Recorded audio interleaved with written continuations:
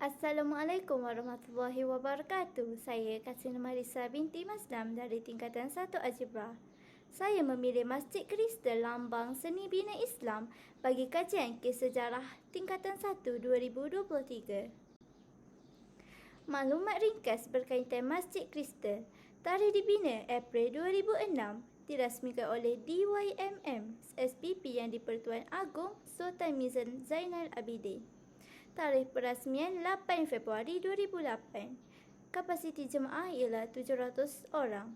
Luas platform 2146 meter persegi. Luas Dewan Solat 946.64 meter persegi. Anggaran kos binaan adalah RM2022 juta.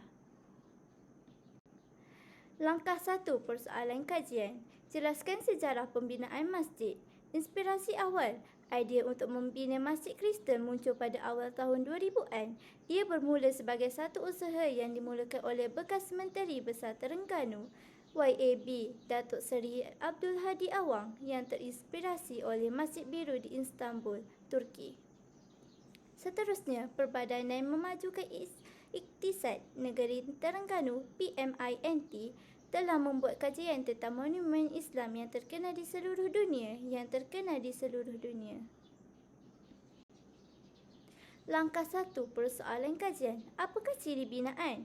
Pada asalnya, pembinaan masjid ini dicarangkan diperbuat daripada emas. Tetapi memandangkan sudah banyak masjid di dunia ini yang menggunakan konsep ini, emas dunia ini yang menggunakan konsep ini emas di dalam struktur pembinaannya menjadikan keunikannya tidaklah begitu terselah. Oleh yang demikian, tumpuan mula diubah kepada kristal yang juga salah satu bahan semula jadi. Ia satu-satunya masjid yang dibina menggunakan kaca dan kalori di negara ini. Malah, turut diiktirafkan sebagai masjid pintar pertama di Malaysia. Untuk membina masjid yang dibuat daripada kristal, keseluruhannya mungkin akan menelan belanja yang terlalu tinggi. Alternatif yang paling hampir adalah menggunakan kaca yang direka bentuk secara eksklusif supaya ia menyerupai kristal effect. Sebagai masjid, ia juga berfungsi sebagai pusat pendidikan. Ia menyediakan program pendidikan dan kursus untuk memahami lebih mendalam tentang Islam. Langkah 2, kajian literatur. Kajian literatur. Ada 3. Langkah 3, penentukan objektif kajian. Menjelaskan sejarah pembinaan bangunan. Nama Masjid Kristal datang daripada penggunaan kaca kristal yang melapisi dinding dan struktur utama masjid. Kaca-kaca ini memberikan tampilan yang amat indah apabila matahari bersinar melaluinya. Salah satu ciri paling menonjol adalah penggunaan kaca kristal sebagai bahan utama untuk melapisi dinding dan struktur masjid. Kaca-kaca ini diimport dari China dan digunakan untuk memberikan tampilan yang berkilauan dan mengagumkan pada siang hari. Masjid Kristal dirancang dengan elemen seni bina kontemporari yang unik. Reka bentuk kubah, menara dan struktur lainnya adalah perpaduan antara seni bina Islam tradisional dan moden. Sebahagian besar pembinaan masjid ini dilakukan oleh tangan-tangan tempatan. Pelibatan komuniti tempatan dalam pembinaan memberikan peluang pekerjaan dan meningkatkan kemahiran dalam seni bina dan pembinaan.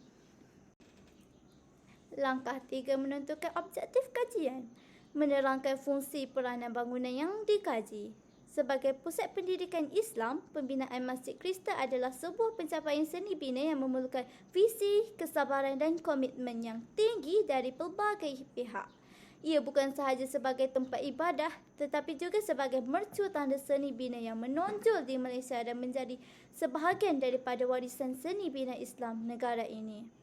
Selain itu, Masjid Kristal juga diisytiharkan sebagai produk pelancongan semenjak terbinanya Masjid Kristal yang terletak di Taman Tamadun Islam, Pulau Wan Man, Terengganu.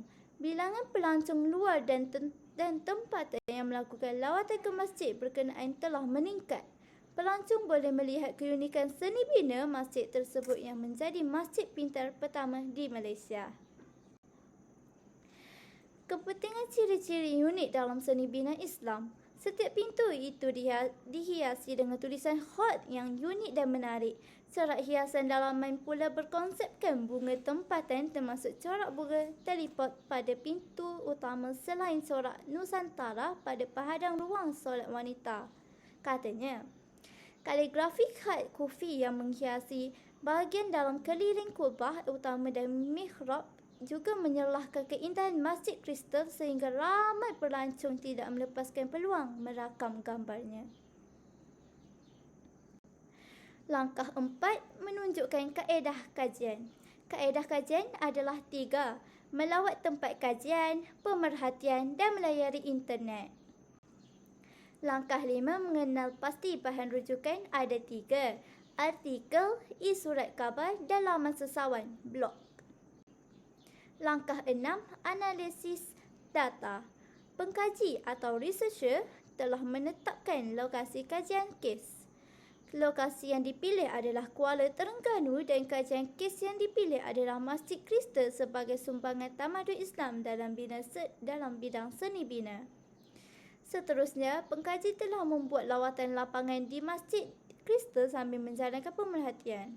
Selain itu, pengkaji juga mengambil gambar di lokasi sebagai bahan rujukan dalam lampiran kajian. Akhir sekali, bagi melengkapkan kajian, pengkaji mengakses maklumat dari laman sesawang dan artikel ilmiah serta beberapa laman sesawang berkaitan Masjid Kristal telah digunakan sebagai bahan rujukan. Langkah 6, kesimpulan dan cadangan. Kesimpulannya, Masjid Kristal Kuala Terengganu boleh memberikan manfaat kepada masyarakat setempat dan pelancong. Walau bagaimanapun, pengkaji mencadangkan memastikan masjid mula diakses oleh semua, termasuk individu yang kurang upaya. Ini termasuk menambahbaikkan kemudahan untuk menyandang disabiliti dan penambahbaikan dalam aksesibiliti pengangkutan awam. Menyelenggara dan pemeliharaan berterusan adalah penting untuk memastikan bahawa Masjid Kristal terus bersinar. Sumber rujukan ada 3.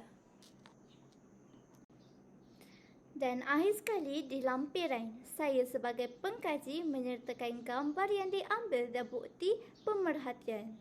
Sekian sahaja daripada saya. Terima kasih. Assalamualaikum.